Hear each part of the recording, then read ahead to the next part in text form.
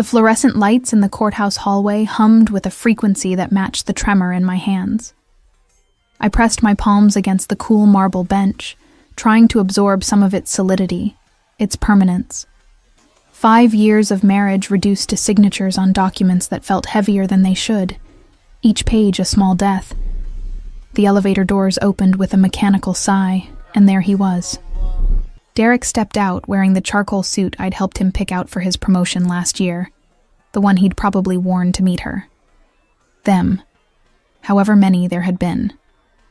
His lawyer, Marcus Friedman, followed like a well-dressed shadow, briefcase swinging with practiced efficiency. I'd always noticed details. It was what made me good at my job, back when I had one. Interior design required an eye for the small things, the way light fell across a surface, the barely perceptible differences in fabric textures, the psychological impact of color temperatures. Now, that same attention to detail had become a curse. I noticed everything about Derek that I'd spent 5 years memorizing, and everything that had changed since I discovered the affair. The way his wedding ring was already gone, leaving no tan line because he'd probably stopped wearing it months ago. The faint smell of a different cologne, sharper and more expensive than the one I used to buy him. The ease in his shoulders, as if signing away our marriage was just another business transaction. Vivian. His voice carried the same casual warmth he used with colleagues. Not cold enough to be cruel, not warm enough to suggest regret. Just neutral. As if I were a pleasant acquaintance he'd run into at a coffee shop. Derek? I kept my own voice steady, proud when it didn't crack. Marcus, this is my wife. Soon-to-be ex-wife, I should say. He actually smiled when he said it, that easy charisma that had first attracted me at a gallery opening 7 years ago. Vivian, you remember Marcus. He handled the prenup. The prenup I'd signed without reading carefully, because I'd been so in love, so certain we'd never need it. The prenup that was now stripping me of everything we'd built together. The brownstone in Park Slope that I'd renovated room by room. The vacation property in the Catskills. Even the joint savings account that I'd contributed to equally despite taking 3 years off to support his career transition. Let's make this quick, Marcus said, pulling documents from his briefcase with the efficiency of someone who'd done this 1,000 times. Mrs. Aldridge, your attorney isn't present? I couldn't afford to keep her on retainer. The admission tasted like ash. I reviewed everything. I know what I'm signing. Derek made a small sound, something between sympathy and satisfaction. Well, you should have thought about financial planning before you decided to make such a dramatic exit, Viv, throwing my belongings into the street like some sort of spurned housewife from a soap opera. The memory of that night burned behind my eyes. Coming home early from visiting my sister to surprise him for our anniversary. Finding him in our bed, the bed I'd spent weeks selecting, the frame I'd restored myself, with someone who worked in his office. The red haze of rage that followed, the primal need to purge his presence from my space. You were in our bed, I said quietly, each word precise. With someone who wasn't your wife. Which you still haven't proven, despite hiring that investigator. He leaned against the marble pillar, crossing his arms. Pretty convenient that all those photos you claim to have mysteriously disappeared before the divorce proceedings. They hadn't disappeared. I'd given them to my attorney, who'd then informed me that Derek's lawyer had gotten them ruled inadmissible on a technicality.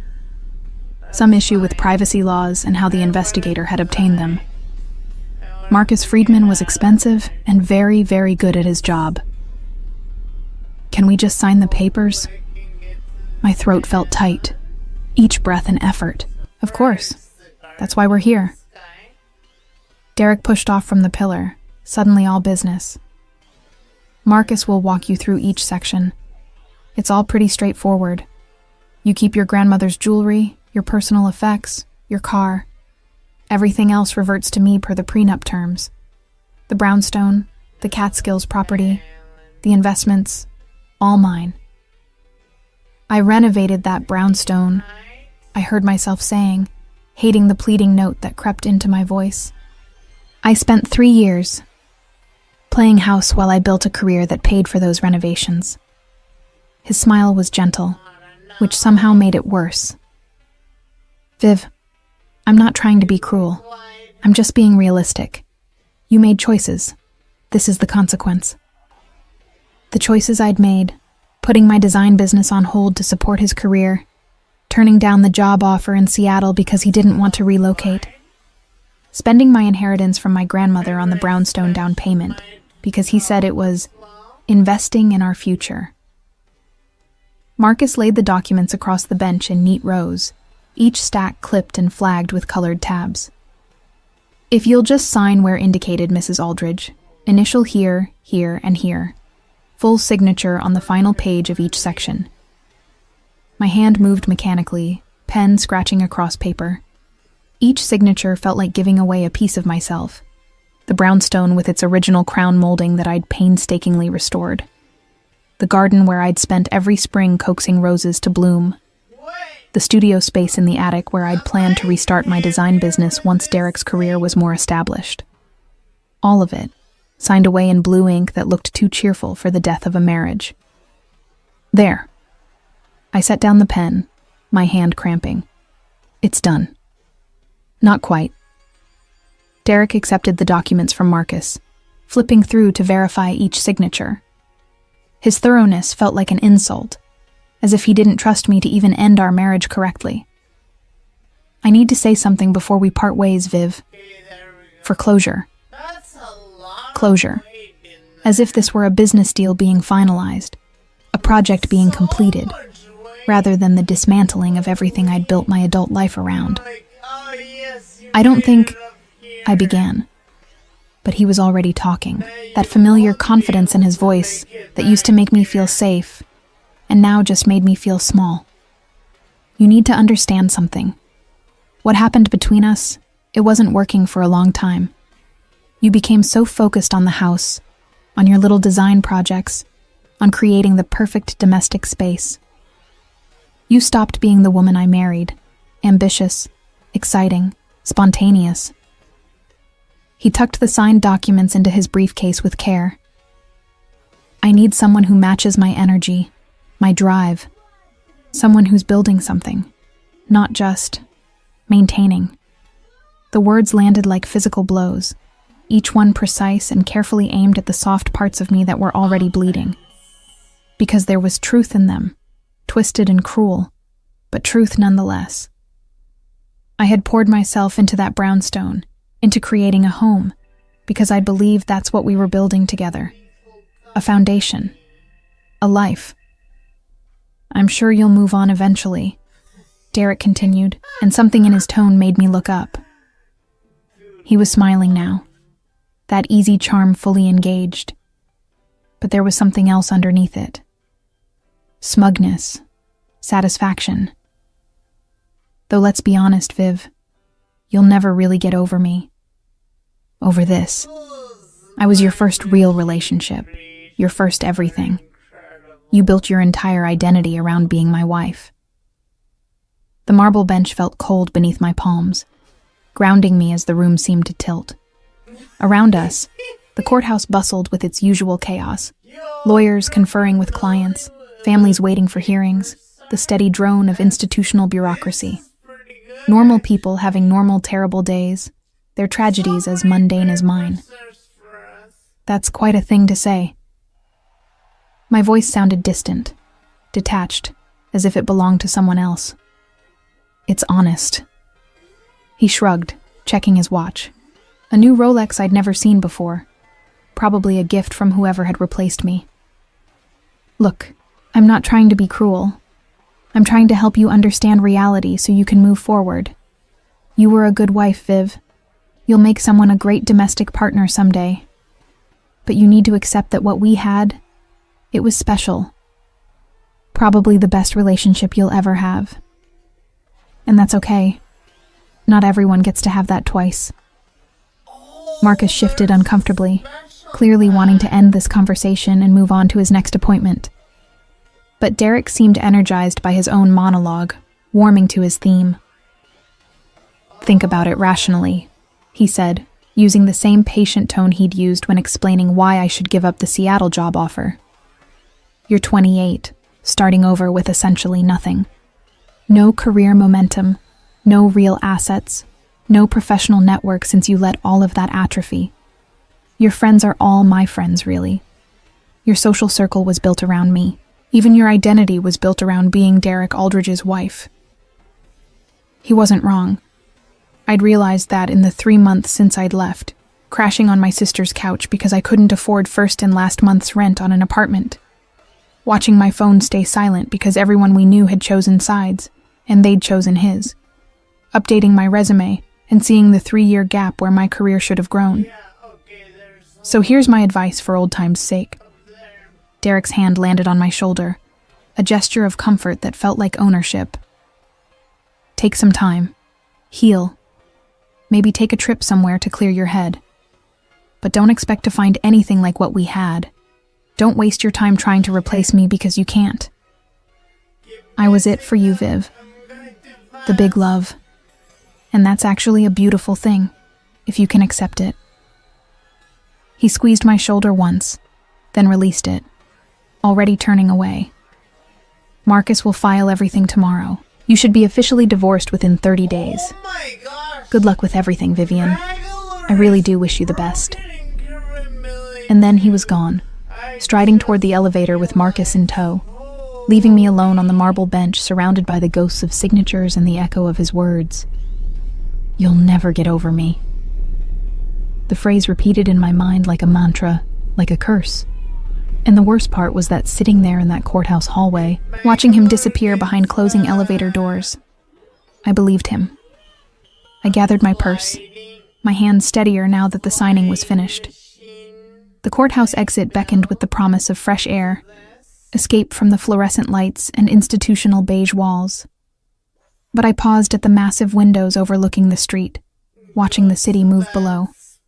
Cars and pedestrians, everyone rushing somewhere important, everyone with purposes and destinations. Derek's voice echoed in my head. "You'll never really get over me." I pressed my forehead against the cool glass, feeling the vibration of the city against my skin.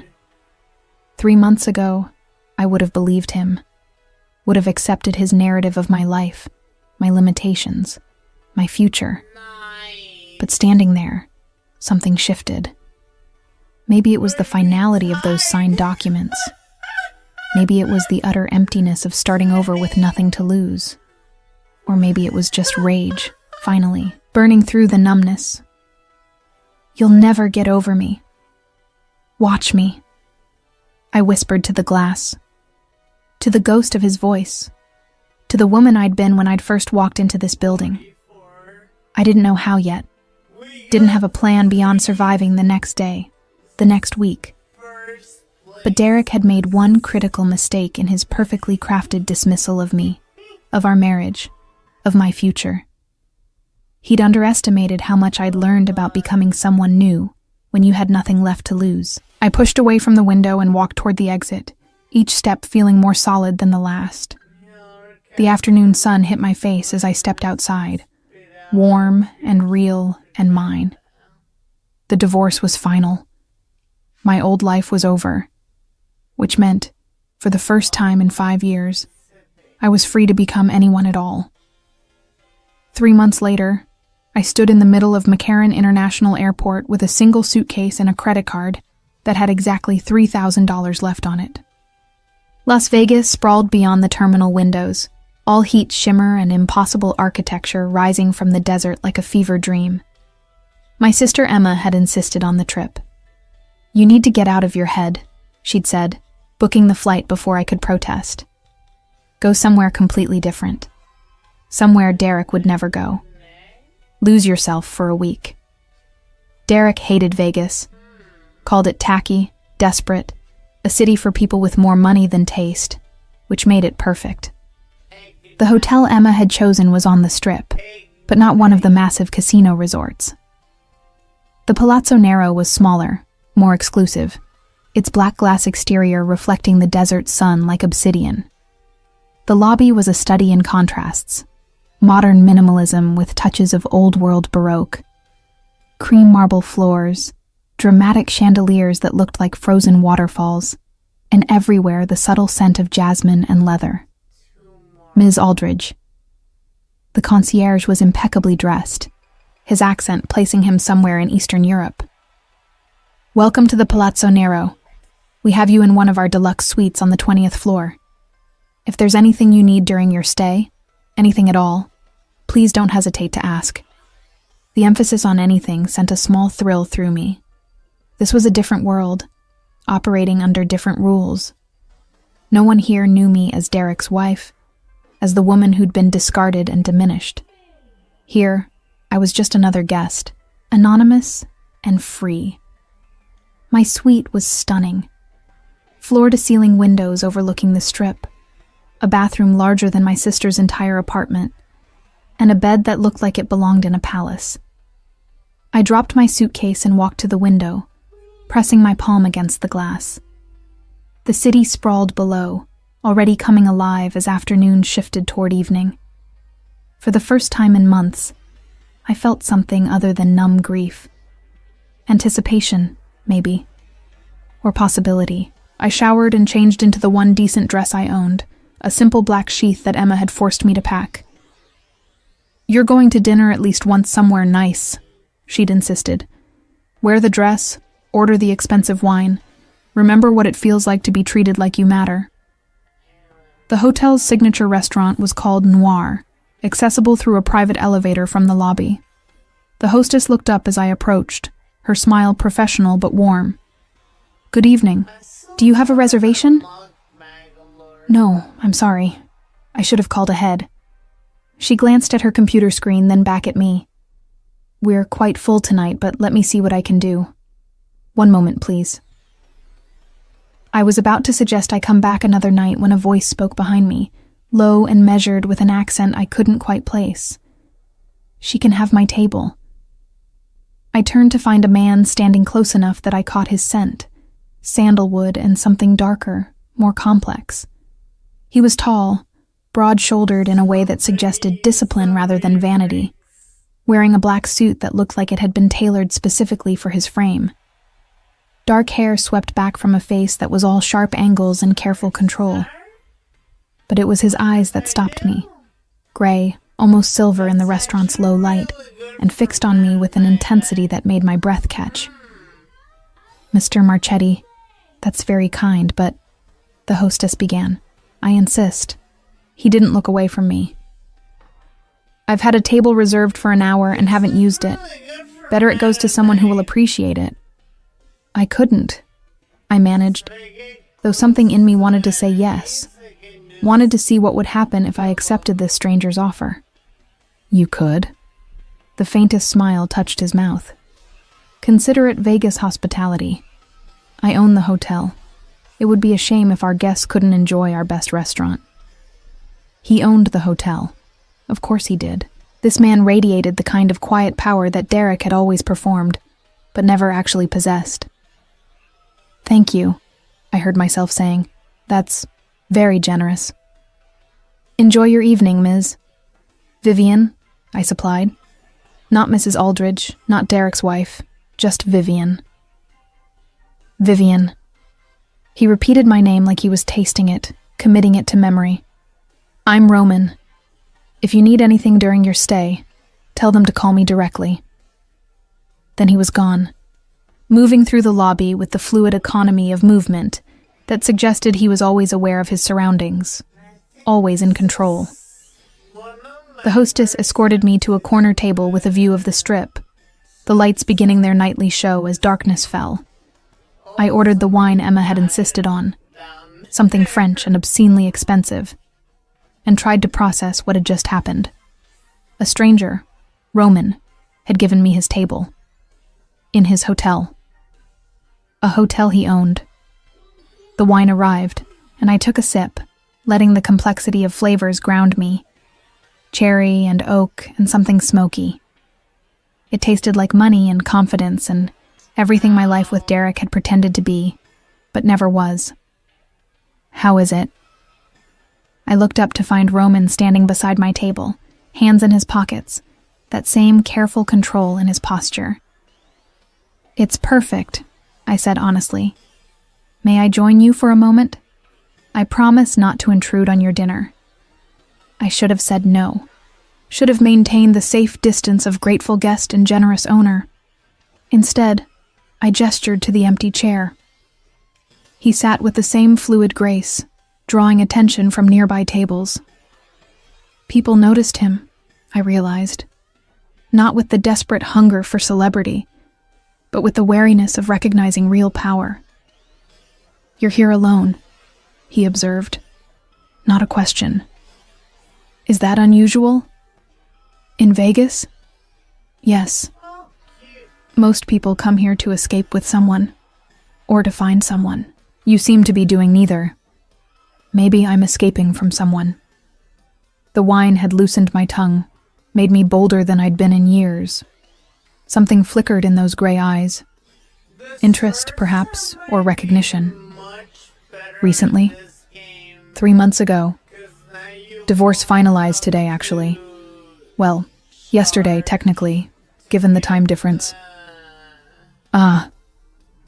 He leaned back in his chair, studying me with an attention that should have felt invasive, but instead felt seen. Let me guess. He was conventional, ambitious, image-conscious. Probably worked in finance or law. He made you feel small, convinced you that his vision of your life was the only one that mattered. I stared at him, stunned by the accuracy. "You've met my ex-husband?" "I've met many men like him." Roman's voice held contempt, carefully modulated but unmistakable. "They collect beautiful things, art, cars, wives, and then grow bored when those things don't remain exactly as they imagined them. It's a particular kind of weakness, mistaking control for strength." The waiter arrived with my appetizer, and Roman ordered whiskey without looking at the menu. We sat in comfortable silence while I took a bite of the most perfect scallop I'd ever tasted. "Why did you give me your table?" I asked finally. "Because you looked like someone who needed to remember she deserved good things." He said it simply, as if it were obvious. "And because I wanted an excuse to talk to you. You own a hotel in Las Vegas. I'm sure you don't need excuses to talk to anyone." His smile was genuine this time, transforming his face. "Fair point. Let me be more honest then. You interested me. Most people who come to Vegas alone are running from something or chasing something. You seem to be doing neither. Just existing." I found that compelling. Existing isn't very exciting. It's the hardest thing to do when everything else has fallen apart. His whiskey arrived, and he raised the glass slightly. "To existing, and to ex-husbands who don't deserve another moment of your thoughts." I clinked my wine glass against his tumbler, something warming in my chest that had nothing to do with alcohol. We talked through my dinner and into the evening. Roman asked questions that Derek never had. What I'd studied in college, what had drawn me to interior design, what my favorite building in New York was and why. He listened with complete attention, as if every word mattered, as if I mattered. In turn, I learned he'd grown up in Italy, moved to the States 15 years ago, built his business from nothing. He collected modern art, preferred architecture to people, and thought Vegas was the perfect American city because it was honest about what it was. Most cities pretend to be something noble. Cultural capitals, financial centers, historical monuments, he explained. Vegas admits it's about pleasure and risk, and the beautiful disaster of human nature.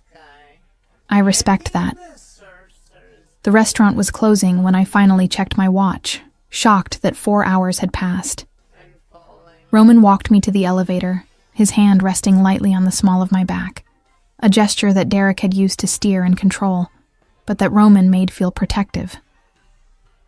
"Thank you for letting me intrude on your evening," he said as the elevator arrived. "Thank you for the table and the conversation.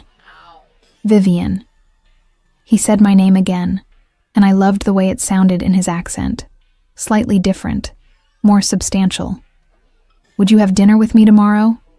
Properly this time, not just stealing time in my own restaurant. I should have said no. Should have maintained boundaries.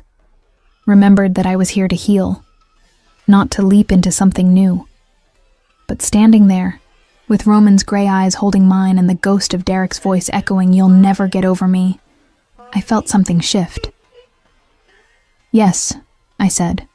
"I'd like that." His smile was slow, satisfied. "Good. I'll pick you up at 7. The elevator doors closed on his face, and I rode up to my floor feeling lighter than I had in months. This was probably foolish, probably reckless, probably exactly what Emma had meant when she'd said lose yourself for a week. But when I walked into my suite and saw my reflection in the window, flushed, eyes bright, alive, I didn't recognize the woman staring back at me. And that felt like progress. Roman picked me up at 7 precisely, dressed in a different black suit that somehow made the previous one look casual. He drove a Maserati that handled the Vegas Strip traffic with the same fluid grace he brought to everything else, navigating toward the outskirts of the city, where the neon faded into desert darkness. "Where are we going?" I asked, watching the lights recede behind us. "Somewhere we won't be interrupted." He glanced at me, reading my tension. "I promise you're safe, Vivian. I just thought you might appreciate a break from the noise." The restaurant was built into the side of a canyon, glass walls offering views of the desert floor below. It was small, maybe 8 tables, and apparently required reservations months in advance. Roman was greeted by name, escorted to a private section where we could see the stars beginning to emerge overhead. "This is incredible," I breathed, watching the last light fade from the sky. "I thought you'd appreciate good design. The architect is a friend.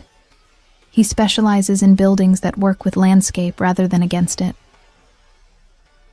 Over dinner, our conversation deepened. Roman asked about my marriage, not with prurient curiosity, but genuine interest in understanding who I'd been, who I was becoming. I found myself telling him things I hadn't told anyone. How Derek had slowly eroded my confidence, convinced me my career was a hobby, made me believe that supporting his success was the same as building my own. He was very good at making his needs seem like our needs, I explained, pushing gnocchi around my plate. By the time I realized what was happening, I'd already given up so much that starting over felt impossible. "But you did it anyway." Roman's voice held something that might have been respect. "You left. I didn't have a choice. Once I saw him with her, in our bed, I couldn't unsee it. Couldn't pretend anymore. Most people find ways to pretend. It's easier than blowing up your life." "Have you ever been married?" I asked, deflecting from my own pain. He was quiet for a moment, swirling wine in his glass. "No. I've seen what marriage does to people. The compromises, the slow erosion of self. I decided early that I wasn't built for it. That's lonely. Lonely is better than diminished." He met my eyes, though I'm beginning to wonder if I was wrong about that. The air between us felt charged, electric. I should have pulled back, maintained distance, remembered that I was barely divorced and in no position to start something new. Instead, I leaned in. "What changed your mind?" A woman in a courthouse 3 months ago, signing away 5 years of her life. Alone. Scared. But doing it anyway because staying was worse than leaving. His hand covered mine on the table, warm and solid. "You changed my mind, Vivian." I should have questioned how he knew those details. Should have wondered why a man who owned a Vegas hotel would be at a New York courthouse on a random Tuesday afternoon. But I was caught in his gray eyes, in the intensity of being truly seen by someone for the first time in years. "Roman, Don't," he interrupted gently. "Don't analyze it. Don't question it. Just feel it. So I did. I let him kiss me in the parking lot under desert stars. Let him drive me back to the hotel with his hand on my thigh. Let him come up to my suite and show me what it felt like to be wanted with complete attention and devastating skill. Afterward, lying tangled in sheets that cost more than my car, I asked the question that had been building since that first night. Why me? You could have anyone. Roman traced patterns on my shoulder, his touch light and claiming at once. Because you're not trying to be anyone. You're just surviving. And survival is the most honest thing a person can do. The week I'd planned to stay stretched into 2, then 3. Roman introduced me to his city. Not the Vegas tourists saw, but the one that existed in the spaces between. Private clubs where politicians and moguls made deals over whiskey. Art galleries showcasing work that would never see public museums. Restaurants that didn't advertise because their clientele found them through word of mouth. I learned he owned not just the Palazzo Nero, but 4 other hotels on the Strip. That his import business dealt in art and antiquities, though he was deliberately vague about the details. That he was respected and feared in equal measure, and that people moved aside when he walked into a room. I should have questioned more. Should have wondered why cash was his preferred currency. Why certain calls made him step away to speak in rapid Italian. Why men with hard eyes and expensive suits were always nearby when we went out. But I was in love. Recklessly, completely in love with a man who treated me like I was precious and powerful at once. Who listened when I talked about design with the same attention he gave to his business dealings. Who made love to me like he was memorizing every inch of my body, claiming and worshipping simultaneously. "Come with me to Italy," he said one morning. 3 weeks into what was supposed to be a week-long trip. We were having breakfast on his penthouse terrace. Because of course he had a penthouse above the hotel. Of course it was stunning. "I have business in Milan, but afterward we could go to the coast. I want to show you where I'm from." "Roman, I can't just..." "Why not?" He set down his espresso, giving me his complete attention. "What's waiting for you in New York? Your sister has her own life. You have no job, no home. Derek took everything. So why not take something for yourself?" He was right.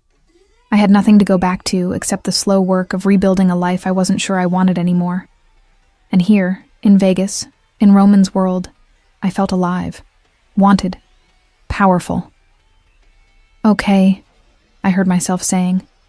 "Yes, let's go to Italy." His smile transformed his face, and he pulled me into his lap, kissing me until I forgot every reason this was probably a terrible idea. We flew private, my first time in a jet that wasn't commercial. Roman worked during the flight, speaking Italian into his phone with an intensity I hadn't seen before. There was something harder in him here, away from Vegas.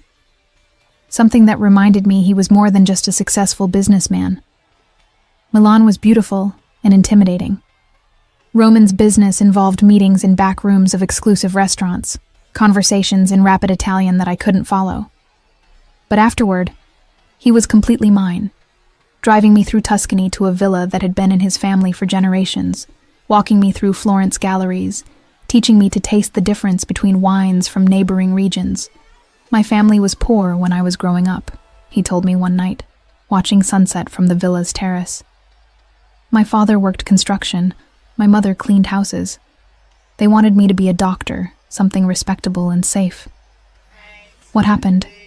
I realized that respectability was for people who had nothing else to offer. I wanted power. Real power. Not the kind that comes from degrees and credentials, but the kind that makes people step aside when you enter a room. And you got it. I took it." He turned to face me, his expression serious. "I'm not a good man, Vivian. I've done things that would horrify you. But with you, I want to be better. Want to deserve you." I should have asked what things. Should have pressed for details, demanded honesty about the source of his wealth and power. But I was selfish, caught in the fantasy of being loved completely by a man who seemed capable of anything. "Then, be better," I whispered. "For both of us." He proposed on a beach in Positano at sunset, producing a ring that was both elegant and substantial, a 3-carat diamond surrounded by smaller stones that caught the light like captured stars. I said yes before he'd finished asking, jumping into his arms with an abandon I hadn't felt since I was a child. We married 3 weeks later in a small ceremony at the villa, just us and a handful of Roman's closest friends, men with careful eyes and expensive suits, who congratulated us with the formal precision of people conducting business rather than celebrating a wedding. I told myself it was because Roman was private, because he valued intimacy over spectacle. I didn't let myself wonder why no family was present, why he made calls in another room when I walked by, why some of his art dealers looked more like soldiers than businessmen. I was 29, married to a man who made me feel alive, living in a world that bore no resemblance to the safe, small life I'd built with Derek. And when Roman held me at night in our villa bed, whispering Italian endearments I was slowly learning to understand, I convinced myself that not knowing everything was the same as knowing enough. After all, Derek had been completely transparent about who he was, and that hadn't protected me from devastation. Maybe mystery was safer than truth. Maybe not asking questions was the same as trust. I would learn how wrong I was, but not yet. Not while the Italian sun was warm on my skin, and Roman's ring was heavy on my finger, and the ghost of Derek's voice, "You'll never get over me," seemed like nothing more than a distant, laughable memory. 2 years of marriage to Roman had taught me to recognize the subtle shifts in his mood, the almost imperceptible changes that preceded something significant.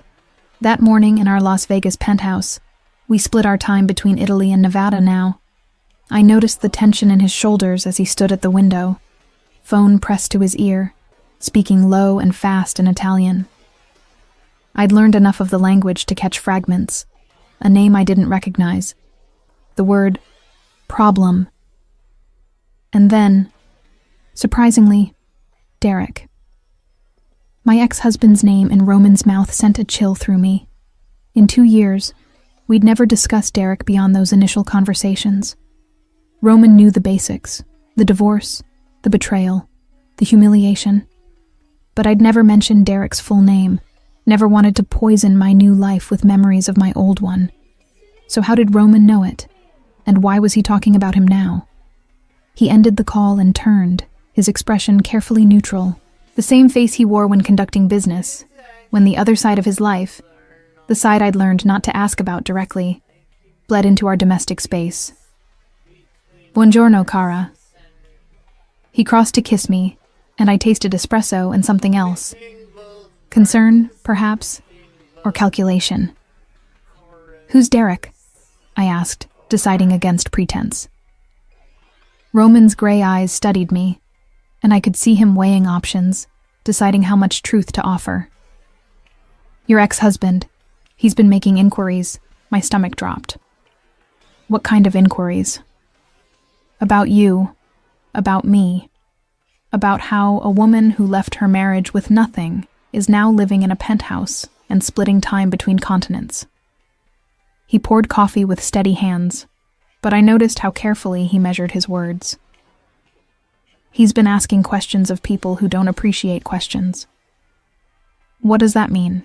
It means Derek has been trying to leverage information about us, about me specifically, to some business associates of mine, suggesting that he has something they might want, details about your past that might prove interesting. The way he said interesting made my skin crawl. What kind of details could he possibly have? Roman handed me the coffee, then sat across from me at the breakfast table. Sunlight streamed through floor-to-ceiling windows, casting everything in stark clarity. "That depends. Is there anything from your marriage I should know about? Anything Derek might use as leverage?" "No." I searched my memory frantically. We had a conventional marriage, boring even. I decorated our home, supported his career, attended dinner parties. There's nothing scandalous or useful there. Then he's bluffing. Roman relaxed slightly, trying to create value from nothing. It's what desperate men do when they've exhausted other options. Why would Derek be desperate? He won the divorce, got everything he wanted. Did he? Roman's smile was cold. He got assets, property, investments. But what he lost was control over you. Some men can't tolerate that. The thought of Derek obsessing over me, over my new life, felt surreal. He'd been so certain I'd never move on, never build anything bigger than what we'd had. The idea that my success might bother him hadn't occurred to me. "What are you going to do?" I asked carefully. "I'm going to have a conversation with him." Roman's tone was casual, but something in his eyes made my pulse quicken. Make sure he understands that his inquiries are unwelcome, that his interest in my wife's past is problematic.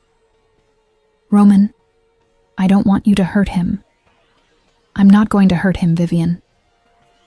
He reached across the table, capturing my hand. "I'm simply going to explain certain realities. Derek operates in a world of lawyers and contracts and civilized competition. He thinks those rules apply everywhere. I'll help him understand they don't." I should have pressed harder, should have demanded specifics about what kind of conversation Roman planned. But part of me, the part that still carried Derek's words like scar tissue, wanted to know that someone was protecting me, that I wasn't alone and vulnerable anymore. "When?" I asked. "This week. He's in Vegas, interestingly enough.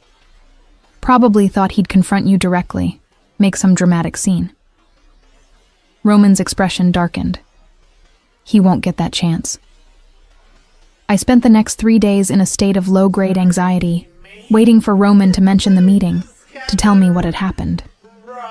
But he said nothing, carrying on with his usual business, calls with associates, meetings at the hotel, dinners with men whose exact role in his empire I'd learned not to examine too closely. On the 4th day, I woke to find Roman already dressed, standing at the window with his phone, that same tense posture from earlier in the week. "Effato," he said into the phone. "It's done." Then, listening, "No, he won't be a problem anymore." My blood ran cold. "Roman?" He turned, ending the call. "Buongiorno. I didn't mean to wake you." "What's done? What were you talking about?" He crossed to the bed, sitting on the edge. "Derek, I had the conversation I mentioned. He's been encouraged to redirect his attention elsewhere." "What does that mean?" My voice rose despite my attempt at control. "What did you do to him?" "Nothing he didn't bring upon himself." Roman's voice was calm, measured. "He came to Vegas with documentation he claimed proved you'd known about my business operations before we married, that you were complicit in certain activities. It was all fabrication, of course, but he was shopping it to anyone who might pay for information about me." Horror washed through me. "He was trying to implicate me in your business?" "He was trying to create leverage, to force you back into his orbit by making you dependent on his silence." Roman's jaw tightened. "It was clumsy and stupid and dangerous, for both of you. So what happened?" I explained to Derek that fabricating evidence against my wife was inadvisable, that certain parties don't appreciate being leveraged by amateurs, that his continued interest in our lives was creating complications he couldn't imagine. Roman's eyes held mine. He understood. Eventually. Where is he now?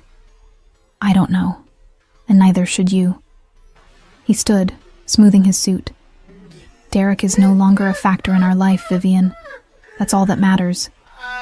But it wasn't all that mattered. Derek's attempt to insert himself back into my life, to threaten the safety I'd built, change something fundamental. For 2 years, I'd existed in a kind of willful ignorance about the full extent of Roman's world.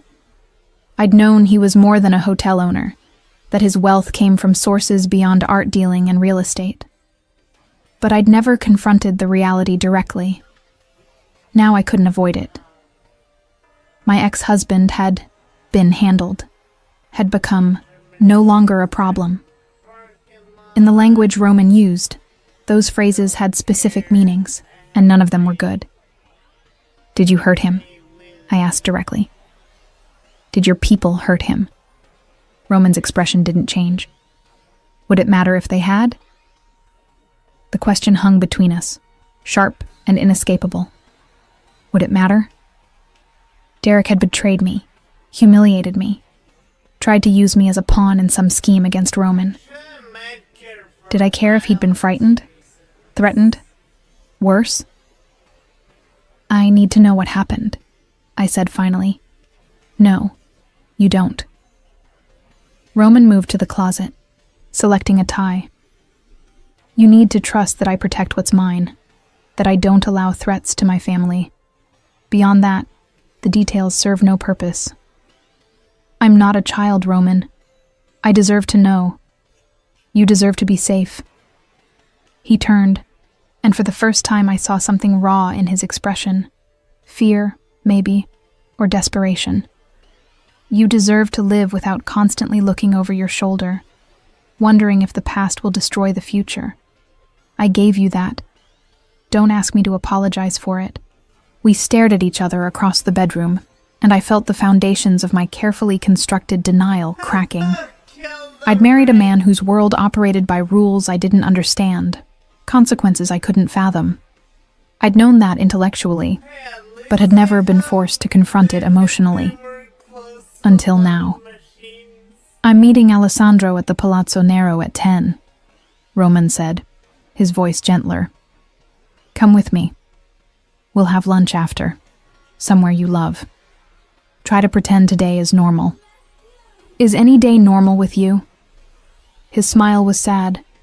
No, Kara, not remotely. But that's what you chose when you said yes to me. He was right. I had chosen this, chosen him, chosen a life of luxury and mystery and unspoken dangers. I'd traded one cage for another, Derek's suffocating control for Roman's protective ruthlessness. But at least this cage was gilded with genuine love, with partnership, with the knowledge that someone valued me enough to eliminate threats on my behalf. I dressed and went with him to the hotel, playing the role of contented wife, through meetings with managers and brief conversations with staff. We had lunch at a French place I loved, talked about redecorating the villa in Positano, discussed possible vacation destinations. Normal conversation, normal life, except for Derek's absence hanging over everything, a ghost whose disappearance I was choosing not to investigate. That evening I called my sister for the first time in weeks. Emma answered on the second ring, her voice bright. Viv, finally. I was beginning to think you'd forgotten my number. Never. I've just been busy. Busy living the dream life, you mean? How's Italy? How's Roman? Good. Everything's good. I paused, weighing my words. Em, do you remember Derek's work colleagues? Anyone he might have kept in touch with after the divorce? Ugh, why are we talking about him? She made a dismissive sound. I haven't thought about that asshole in months. Why? Just curious. Has anyone mentioned seeing him recently? Not that I've heard. Why? Is he bothering you? No, nothing like that. I forced brightness into my voice, just wondering what he's up to these days. We talked for another 15 minutes, Emma filling me in on her new boyfriend and job drama. But my mind was elsewhere, circling around the question I couldn't quite bring myself to ask anyone who might actually answer it. Where was Derek? And what, exactly, did no longer a problem mean in Roman's world? That night, lying in bed next to my husband who had slipped into sleep with enviable ease, I made a decision. I would stop asking questions, would accept the protection Roman offered without examining its cost, would trust that the man who held me with such tenderness wasn't capable of the things my imagination conjured in the darkness. I would choose willful ignorance, choose safety over certainty, choose the gilded cage over the dangerous truth. It was a choice I'd live with for the rest of my life. But lying there in the dark, with Roman's steady breathing beside me, and Derek's fate unspoken between us, I couldn't entirely silence the small voice asking whether I'd escaped one kind of prison, only to enter another. The difference was that this time, I'd walked in with my eyes open, more or less, and I'd chosen the lock myself. 3 years into my marriage to Roman, I'd become someone I barely recognized. Not in a bad way, or at least, I told myself it wasn't bad. I ran the legitimate side of Roman's hospitality empire now, overseeing design and operations for all 5 hotels. My eye for aesthetics, dormant during my marriage to Derek, had been revived and refined. I hired architects, managed renovations, negotiated with artists and suppliers. I was good at it, better than good. In 18 months, I'd increased occupancy rates across all properties by 15%, earned features in Architectural Digest and Condé Nast Traveler. Vivian Marchetti, I'd taken Roman's name with the strange relief of shedding my old identity completely, was becoming known in hospitality circles as someone with impeccable taste and ruthless efficiency.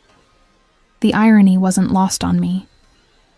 Derek had convinced me my career was a hobby, something to occupy my time between supporting his ambitions.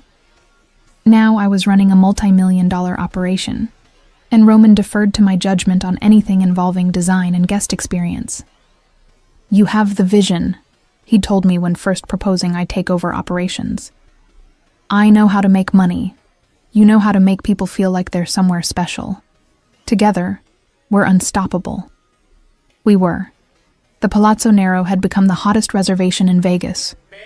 Roman's other properties, in Milan, Barcelona, and Tokyo, were following suit.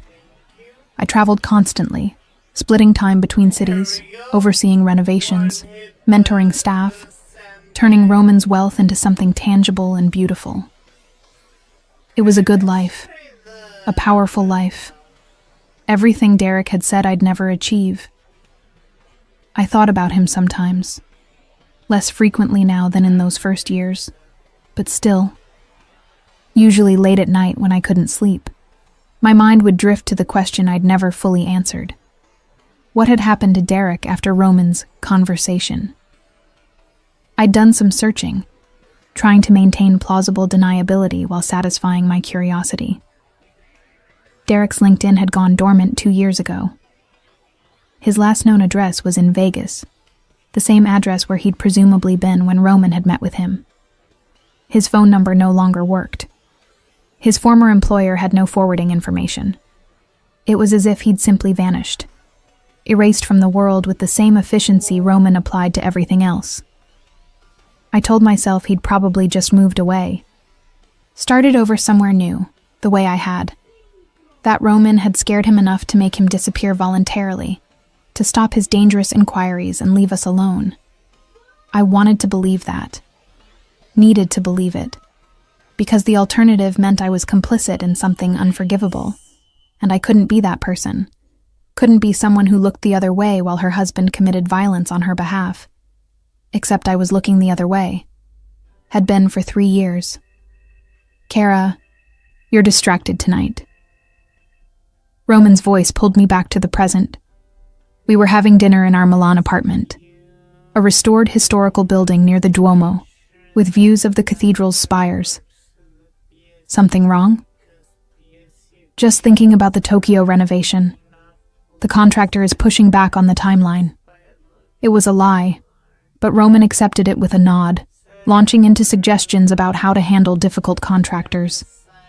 He was like that, pragmatic, solution-oriented, willing to apply whatever pressure necessary to get what he wanted. That was the thing about Roman. He wasn't cruel for cruelty's sake. Every action, every decision served a purpose.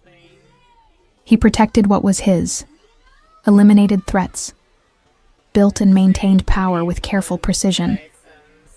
And I was his wife, his partner, his greatest treasure, he liked to say. Which meant he protected me with the same ruthless efficiency he applied to his business empire. After dinner, while Roman took calls in his office, I stood at the window looking out over Milan. The city glittered below, old world charm with modern prosperity. I'd come a long way from that courthouse hallway where Derek had dismissed my entire future with casual cruelty. My phone buzzed. Email from Emma. Subject line all caps. Viv, call me right now. I dialed immediately, concerned. Em, what's wrong? Nothing's wrong, or maybe everything is. I don't know. She sounded breathless, excited.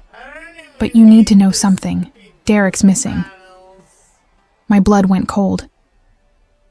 What? Missing. Like officially missing. I just saw his sister post about it on Facebook. She's asking if anyone has heard from him in the past 2 years. 2 years, Viv.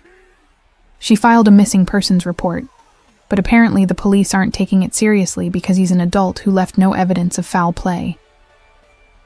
I sank into a chair, my legs suddenly weak. I don't understand. How is he just missing? That's what I want to know. The last anyone heard from him, he was in Vegas. Vegas, Viv. Where you were when you met Roman. And now he's just gone. She paused. Please tell me this is a coincidence. Of course it's a coincidence. My voice sounded distant, not quite convincing even to my own ears. Derek probably just wanted to disappear. Start over. You know how he was. All about image and control. Maybe he decided to walk away from his old life. Without telling his family? Without closing his bank accounts or selling his condo? His sister says all his stuff is still in storage, untouched. His car was found abandoned at the airport 2 years ago. It's weird, Viv. Really weird. Em, I need to go. Roman just got off his call. Vivian, wait. I'm serious. If you know anything, I don't. I promise. Derek is ancient history. I haven't thought about him in years. Another lie. But easier than the truth. That I thought about Derek every time I looked at my beautiful life and wondered what it cost. Every time Roman made problems disappear with disturbing ease. Every time I allowed myself to enjoy wealth and power built on foundations I'd never examined too closely. I ended the call and sat in the gathering darkness, Emma's words echoing. 2 years. Derek had been missing for exactly 2 years. Since right around the time Roman had assured me he was no longer a problem. Everything okay? Roman appeared in the doorway, loosening his tie. I heard you on the phone.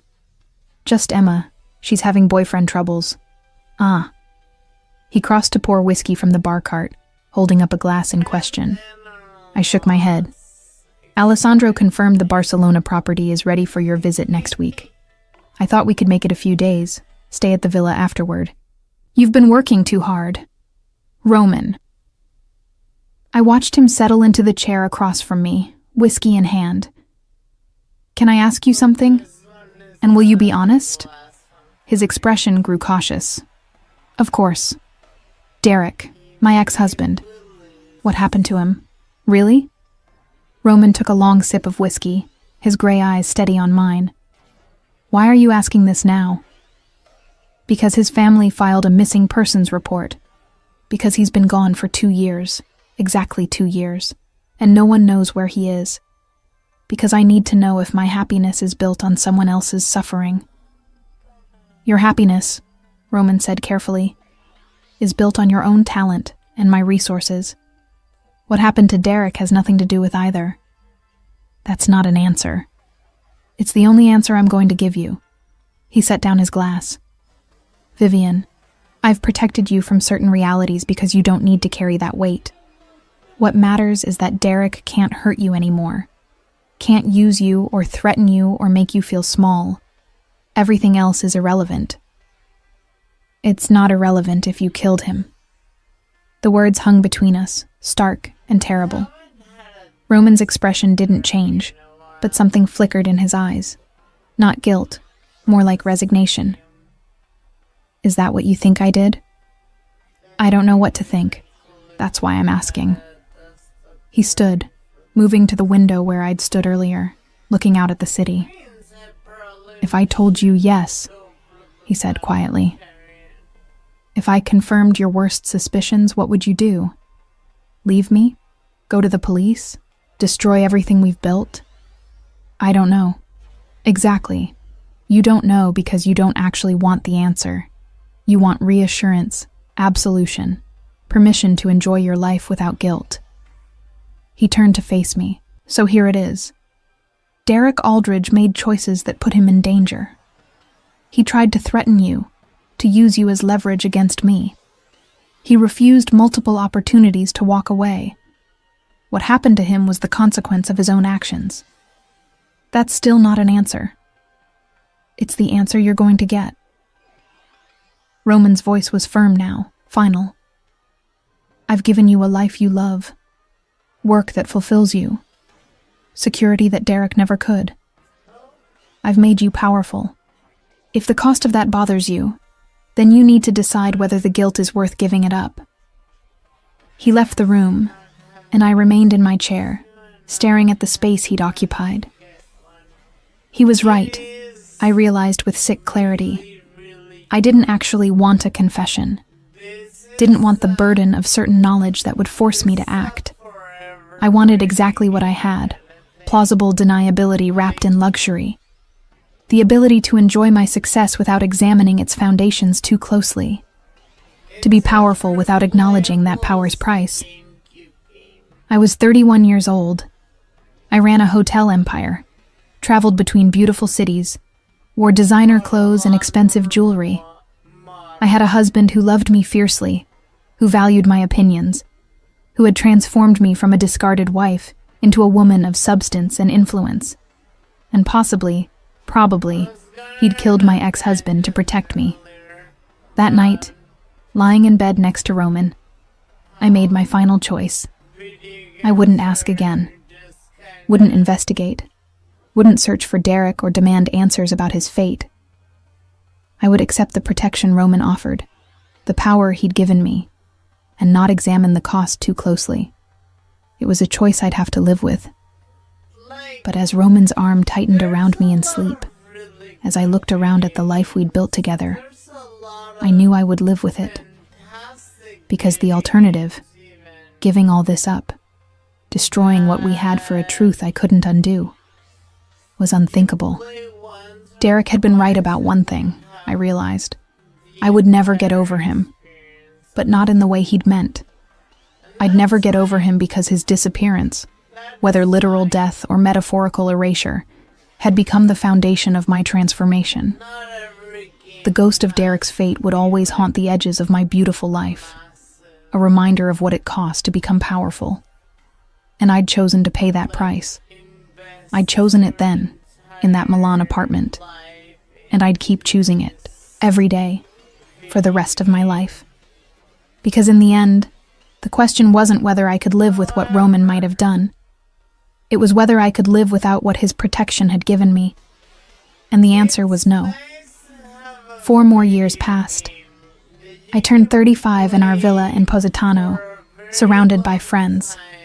Roman's friends, really. The wives of his associates. Women who understood the rules of our world without speaking them aloud. We drank expensive wine, ate food prepared by a private chef, and watched the sun set over the Mediterranean, while our husbands discussed business in the villa's lower level. "You're so lucky," Sofia, Alessandro's wife, said. She was younger than me, married only 3 years, still adapting to the complexities of being a mob wife. Yes, that's what we were.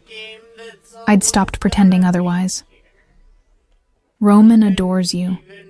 Alessandro says he's never seen him this settled. Settled felt like an odd word for a man who ran an empire that spanned legitimate businesses and less legitimate operations across 3 continents. But I understood what she meant. Roman was content with me, fulfilled.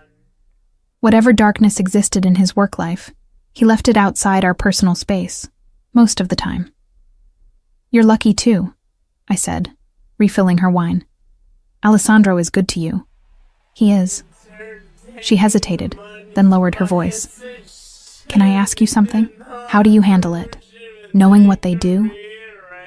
I'd been asked variations of this question before, by other women in similar positions. Women who'd married powerful men and then slowly realized the full extent of their husband's operations. Women who had to reconcile love with moral complexity. You focus on what you can control, I said finally. The legitimate businesses, the family, the parts of their lives where we actually have influence, and the rest. You accept that their world has different rules. But doesn't it bother you? Sophia's eyes were earnest, searching. The violence, the people who get hurt. Every empire is built on violence, I replied, surprised by how easily the rationalization came now. Ours is just more honest about it. At least they have rules. No civilians, no children, no one who isn't part of the game. That's more than most legitimate businessmen can say. The words felt true even as I said them, which bothered me more than the violence itself. I'd become someone who could rationalize anything, justify any action if it protected my life and the people I loved. After the guests left, Roman and I walked along the beach, shoes off, the cool water lapping at our feet. He'd been quieter than usual all evening, and I recognized the signs. Something was coming. A shift in our carefully maintained equilibrium. "There's something I need to tell you," he said finally. My stomach tightened. "Okay. Derek Aldridge." The name felt like an intrusion, a ghost suddenly made solid. His body was found 3 weeks ago. Construction site outside Vegas. They're calling it a homicide. The world tilted. I stopped walking, my feet sinking into wet sand. What? The police are investigating, but they have no leads, no witnesses. The body was buried deep enough that it was purely accidental they found it. Some utility company digging new lines. Roman's voice was calm, factual. They'll never solve it. The scene was too degraded, too much time passed. You killed him. Not a question anymore. A statement. I protected you. He turned to face me, his gray eyes steady in the moonlight. He was going to destroy you to get to me. Was shopping fabricated evidence to anyone who'd listen, trying to make you culpable in my operations. He didn't care that it would put you in danger, that it would make you a target. All he cared about was revenge, because you'd moved on without him. So you murdered him. I eliminated a threat to my family. Roman's jaw tightened. Yes, Vivian. I killed Derek Aldridge. Had him killed, to be precise. Quickly, if you care. He didn't suffer beyond the fear beforehand. And then he was gone. And you were safe. I should have felt horror. Should have run screaming down the beach, called the police, turned him in. Instead, I felt a strange sense of relief. The not knowing had been worse than knowing, the ambiguity more painful than certainty. Why are you telling me this now? Because the investigation will reach you eventually. The police will want to interview you. Routine, given your connection to the victim. I need you prepared. Need you to understand exactly what happened, so you don't accidentally say something that creates problems. Problems. I laughed, high and slightly hysterical. My ex-husband was murdered, and you're worried about creating problems. I'm worried about protecting you. Roman grabbed my arms, gentle but firm. Derek's death means you're finally free of him completely. No more wondering, no more guilt. He made choices that put him in my crosshairs, and he paid the price. That's how this world works. And what about my soul? I pulled away from him. What happens to that, living with a man who kills to solve problems? Your soul was always your own, Kara. I've never asked you to participate in that side of my life. Never involved you in decisions about violence or territory or any of it. You run the hotels. You create beautiful spaces. You use my money to fund scholarships and art programs. Your hands are clean. But I benefit from what you do, from who you are. Everyone benefits from violence somewhere in the chain. At least with me, you know the source. Can make choices with open eyes. He moved closer. I won't apologize for protecting you, Vivian. Not from Derek. Not from anyone. That's what loving you means. Making sure no one can hurt you. Ever. I stared at him. This man I'd loved for 7 years. This man who'd killed for me. And I realized that Emma had been right all those years ago, in that courthouse hallway. I'd never really get over Derek. But not because he'd been my great love, as he'd so arrogantly assumed. Because his death had become the cornerstone of my new life. The foundation that everything else was built on. What do I tell the police? I asked, my voice steadier than I felt. Relief flashed across Roman's face. The truth, mostly. That you divorced Derek 7 years ago. That you haven't seen or spoken to him since. That you have no knowledge of his activities or whereabouts after the divorce. All of that is technically true. And if they ask about you, you met me 3 months after your divorce in Vegas. We fell in love quickly. You knew I owned hotels, dealt in art and antiquities. You had no knowledge of any other business activities. Also true. You never asked. I never told. His hand cupped my face. You're not complicit, Vivian. You're protected. There's a difference. The police came 2 weeks later, as Roman predicted. 2 detectives, polite and professional, asking routine questions in our Las Vegas penthouse while Roman's lawyer sat beside me. I answered exactly as Roman had instructed, telling truths that omitted the crucial context. Yes, Derek was my ex-husband. No, I hadn't seen him in 7 years. No, I had no knowledge of why he'd been in Vegas, or who might have wanted to hurt him. Yes, I'd been shocked to hear about his death. The lie detector in that last answer was my own surprise at how easily the words came. I had been shocked, not by his death, which I'd suspected, but by the confirmation. By having to confront the reality I'd spent years avoiding. After they left, I stood at the window looking out over the Strip, this city where I'd met Roman, where Derek had died, where my life had transformed from humiliation to power. You did well, Roman said, coming to stand behind me, his arms wrapping around my waist. I lied to the police about a murder. You protected your family. That's different. Maybe it was. Or maybe I'd just become someone capable of enormous moral compromise for the sake of comfort and security. Someone who could rationalize anything if it meant keeping the life I'd built. The investigation went nowhere, as Roman had predicted. Without evidence, without witnesses, Derek's murder became another cold case in a city full of them. His family held a memorial service that I didn't attend, claiming the trauma of our divorce made it too difficult. More lies, but easier ones. A year later, Roman surprised me by acquiring another hotel, this one in New York, walking distance from where Derek and I had lived.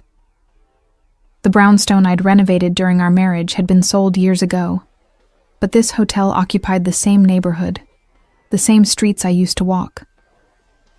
I thought you'd like to reclaim that space, Roman explained. Make it yours on your terms. I threw myself into renovating the property, transforming it from a tired boutique hotel into a destination. Used every trick I'd learned about design and atmosphere and guest experience, made it the flagship of our collection. On opening night, standing in the lobby I'd created, surrounded by influential guests and critical acclaim, I thought about Derek's last words to me. You'll never get over me. This was the best you'll ever have. He'd been right in a way. I'd never gotten over him. But not because he'd been irreplaceable, or because our marriage had been the pinnacle of my existence. I'd never gotten over him because his death had become the foundation of my power. The secret that bound Roman and me together with unbreakable chains. The price I'd paid, or allowed to be paid on my behalf, for transformation. At 35, I commanded an empire. The hotels bearing my design aesthetic were sought after by celebrities and dignitaries. My name appeared in industry publications, my opinion sought by journalists and competitors. I had wealth, influence, and a husband who would do absolutely anything to protect me, including murder. And I'd chosen to accept that protection, had made peace with blood on foundations I didn't touch directly but benefited from completely, had become someone who could look at a police detective and lie about a murder without hesitation. Derek had been wrong about one thing, though. He hadn't been my peak, my best relationship, my great love. He'd been my prologue. The necessary cruelty that pushed me toward Roman, toward power, toward a life Derek couldn't have imagined. Standing in that hotel lobby, Roman's hand at the small of my back, I finally understood what he'd meant 7 years ago when he'd said, survival was the most honest thing a person could do. I'd survived Derek's cruelty, survived my own naivety, survived learning what my husband was capable of. And in surviving, I'd become someone capable of anything, including living with the knowledge that my ex-husband's murder had bought my freedom.